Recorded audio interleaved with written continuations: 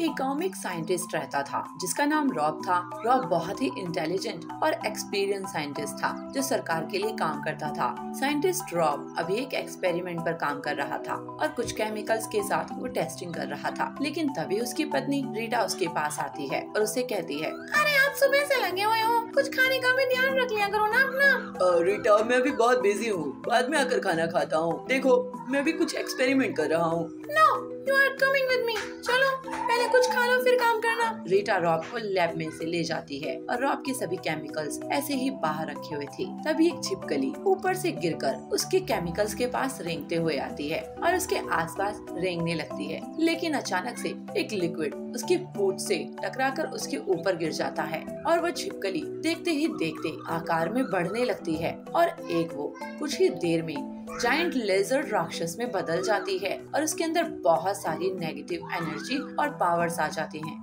ये क्या हुआ? मैं साइज में इतनी बड़ी कैसे हो गई? वो छिपकली अब एक दीवार से दूसरी दीवार पर आसानी से कूद रही थी। वो दूर से ही अपनी जीभ से अपना शिकार पकड़ रही थी और उसे निकल रही थी। ये देखकर उसे अपने ऊपर बहुत घमंड आ जाता है। वाह, मैं कितनी पावरफुल हो गई हूँ। अब तो मुझे कोई चाहकर भी नहीं रोक सकता। इन सभी इंसानों पर राज कर सकती हूँ मैं। वो साइंटिस्ट रॉब की लैब से निकलकर गांव में जाकर तबाही मचाने लगती है। वो लोगों के घरों पर चढ़कर उन्हें तोड़ने लगती है और इंसानों को पकड़कर उन्हें खाने लगती है। ये देख लोगों के बीच भगदड़ मच जाती है और वो अपनी जान बचाने के लिए इधर उधर भागने लगते हैं। भागो, ये छिपकली राक्षस हमें खा जाएगी।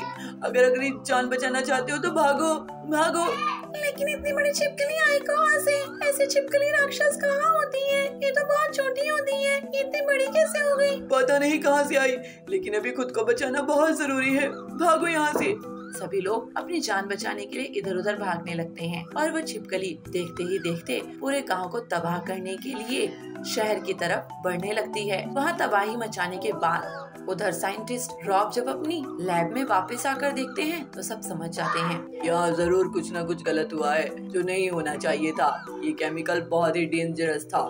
तभी उसकी पत्नी उसके पास आकर उसे छिपकली के बारे में बताती है और डॉक्टर रॉब समझ जाता है कि वो छिपकली उसकी ही लैब से निकलकर ऐसी हुई है। इससे पहले कि कोई बड़ी दुर्घटना हो, मुझे गवर्नमेंट को बताना होगा। रॉब गवर्नमेंट को इस बारे में बताता है और गवर्नमेंट अपनी फाइटर प्लेन्स और मिलिट्री को उस छिपकली राक्षस से लड़ने के लिए भेजती है। लेकिन ये इतना भी आसान नहीं था। वो छिपकली उन फाइटर प्लेन्स को एक ही बार में निकल जाती है। अब मिलिट्री के ऊपर जान का खतरा मंडरा रहा था। लोगों की जान खतरे में थी। एक इतनी बड़ी लेजर्ड राक्षस उनके शहर में घुस आई थी जो किसी भी वक्त उन्हें मौत के घाट उतार सकती थी।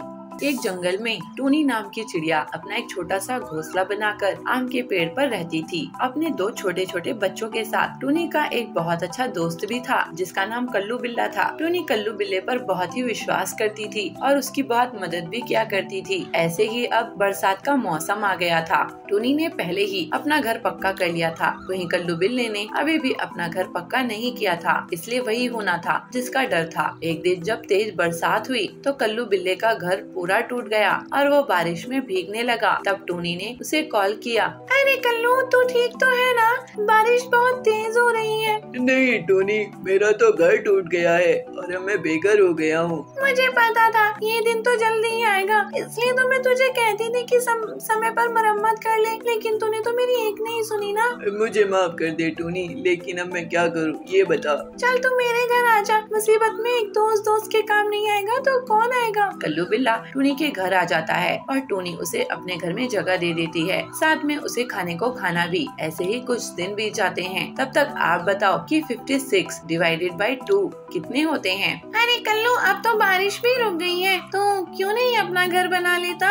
अरे टूनी, बना लूंगा ना, इतनी भी क्या जल्दी है। और तुझे मैं बोझ लग रहा हूँ तो बता दे, चला जाऊंगा। अरे नहीं नहीं कल्लू, ऐसी बात नहीं है। जितने दिनों तुझे रहना है तो रह, आराम से रह। टूनी को कल्लू बिल्ले के आने के वजह से बहुत दिक्कत होने लगी थी। कल्लू बिल्ला बहुत ही बड़ा था जबकि टूनी का घर बहुत छोटा था। इसलिए कल्लू बिल्ला जब फैलकर सो जाता था तो टूनी और उसके बच्चों को सोने के लिए जगह नहीं मिल पाती थी। बेचारों को अपने ही घर में कोने में सोना पड़ता था और घर में रखा सारा खाना भी कल्लू बिल्ला ही खा जाता था और टूनी के बच्चों को खाना नहीं मिल पाता था। ऐसे ही एक महीना गुजर गया और टूनी ने कल्लू बिल्ले से एक दिन कहा, कल्लू, अब तो 1 महीना हो गया है, बरसात भी खत्म हो चुकी है, तो क्यों नहीं अपना घर बना लेता? मैं भला अपना घर क्यों बनाऊं? ये मेरा घर है। क्या तू कैसी बात कर रहा है कल्लू? ये मेरा घर है और अब तुझे बहुत हो गए दिन, अब तू जा और अपना घर बना। मैं क्यों जाऊँ? ये मेरा घर है और किसी को निकलना है तो तू निकलेगी। चल निकल जा मेरे घर से। कल्लू बिल्ला टूनी के साथ इतना बड़ा धोखा करेगा, टूनी को इस बात का अंदाजा नहीं था। कल्लू बिल्ला टूनी चिड़िया को घर से धर के मारकर निकाल देता है और टूनी चिड़िया